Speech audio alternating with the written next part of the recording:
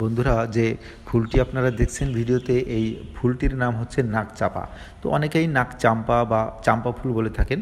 তো সেটা যাই হোক, ফুলের নাম যাই হোক, ফুলের সৌন্দর্য কিন্তু অত্যন্ত সুন্দর। শুধুমাত্র ফুলের সৌন্দর্য নয়, সাদা রঙের এই ফুলটির বিশেষত্ব হচ্ছে এর যে পাতাগুলো, এই পাতাগুলোও কিন্তু অনবদ্য সুন্দর।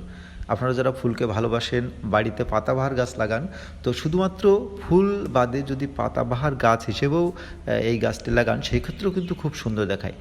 নাকচাম্পা যে নামটি হয়েছে বা নাকচাপা যে নামটি হয়েছে, তার কিন্তু একটা বিশেষ কারণও রয়েছে।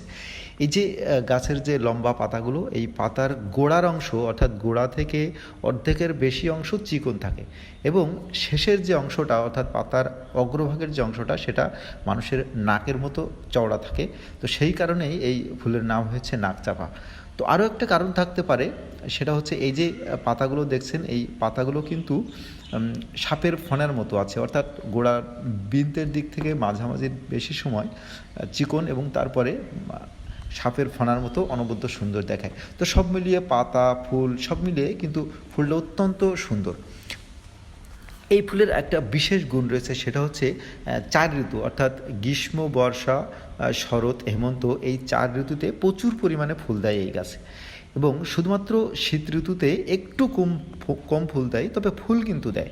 তো মোটামুটি 6 ঋতুতে আমরা এই গাছ থেকে ফুল পেতে পারি। তো সেই ক্ষেত্রে এই ফুলের যত্ন কিন্তু খুব একটা বেশি নেওয়া লাগে না।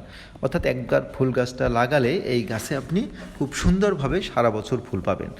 সেই ক্ষেত্রে একটা জিনিস অবশ্যই মনে রাখতে হয়, এই ফুল গাছের ক্ষেত্রে এই চাপা ফুলে কিন্তু খুব বেশি জল নিতে পারে না, অর্থাৎ ছ্যাঁতছেকে জায়গাতে এই গাছগুলো কিন্তু মারা যায়। সেই জন্যে আপনার গাছের গোড়া সবসময় একটু আর্দ্র রাখবেন।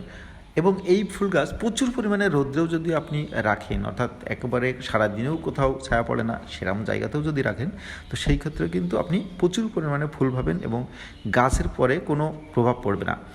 তো আপনার ফুল বাগানে অবশ্যই আপনি এই ধরনের ফুল গাছ লাগাবেন। বন্ধুরা, আপনারা যদি আমার পেজ থেকে ভিডিওটি দেখে থাকেন, তাহলে ফলো দিবেন আমার পেজটিকে এবং লাইক কমেন্ট করে আপনারা আমার সাথে থাকবেন। আর যদি ইউটিউব চ্যানেল থেকে দেখেন, তাহলে